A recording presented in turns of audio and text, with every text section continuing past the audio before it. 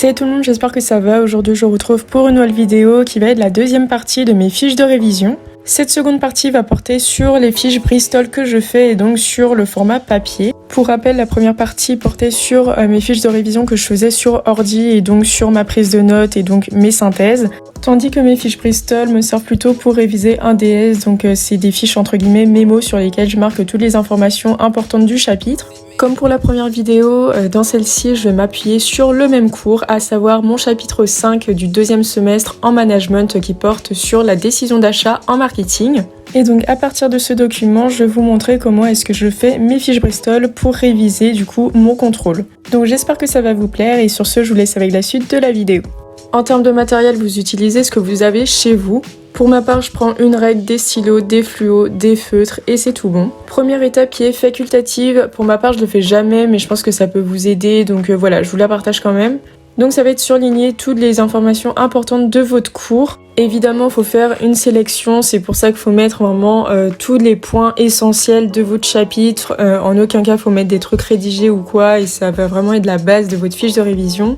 Pour mes fiches de révision, j'utilise deux formats de fiches Bristol, donc les petites et les grandes en format A4. Habituellement, j'aurais utilisé un format A4, mais là, étant donné que je m'arrêtais au 2.1.1, exactement comme pour la première partie, j'ai utilisé une petite fiche Bristol. Première chose que je vais faire sur mes fiches, c'est tout simplement marquer le nom de la matière ou du module. Là, en l'occurrence, j'ai marqué management. Si vous avez regardé la première partie, vous savez que le management, c'est le violet. Donc voilà, pour chaque module ou chaque matière, j'utilise une couleur différente. Comme ça, je m'en sors beaucoup mieux.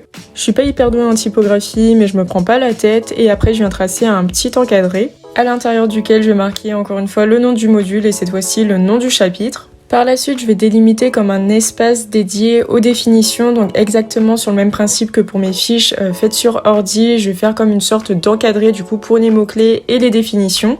Là, en l'occurrence, je vais pas marquer les mots-clés, mais je vais plutôt marquer les définitions parce que c'est vraiment hyper important, surtout quand vous révisez un DS. Donc voilà, moi je préfère les mettre en avant et donc en premier lieu sur la fiche. Avant qu'on me fasse la remarque, oui, je sais que je tiens super mal mon plume, c'est juste que je fais ça pour la prise de notes parce que oui, je suis une grande folle, je fais ma prise de notes aux plumes, je déteste les bics, et du coup voilà, c'est juste pour écrire plus vite.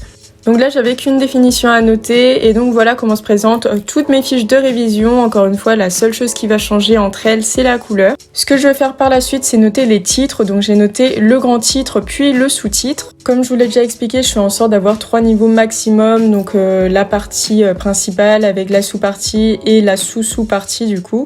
Donc d'abord on va avoir les grandes parties avec les chiffres romains, ensuite on va avoir la sous-partie avec les lettres, puis la sous-sous-partie avec les petits chiffres. Et par la suite je vais noter toutes les choses que je juge importantes pour mes révisions.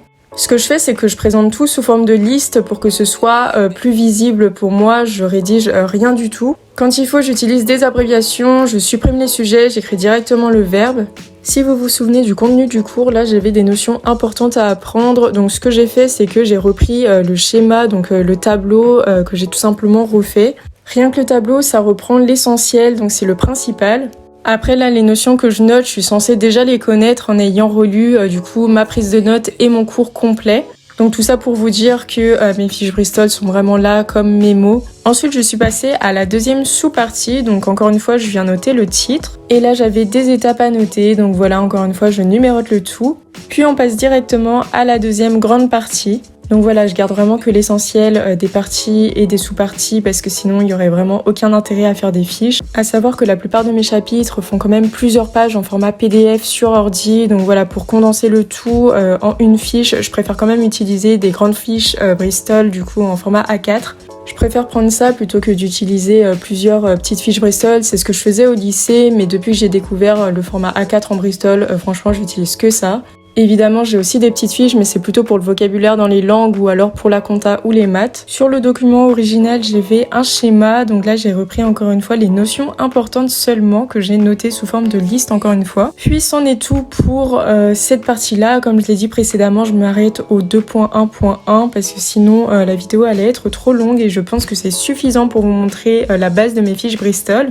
Comme pour chaque fiche, je les numérote, très important pour pouvoir bien les ranger et les classer. surtout s'il y a plusieurs chapitres à réviser en même temps pour un même DS. Et du coup voilà comment je fais mes fiches dans la globalité. Je pense que je vous ferai une vidéo supplémentaire sur les fiches de révision où je vous apporterai 10 trucs et astuces. Je pense que ça peut vraiment vous aider, donc voilà. Maintenant c'est à vous de trouver votre méthode efficace pour faire les fiches de révision, celle qui vous convient le mieux, et j'espère que cette vidéo vous aura plu et vous aura aidé. N'hésitez pas à me rejoindre sur les réseaux sociaux, tout sera en barre d'infos comme d'habitude, et sur ce je vous dis à bientôt pour une prochaine vidéo. Bye!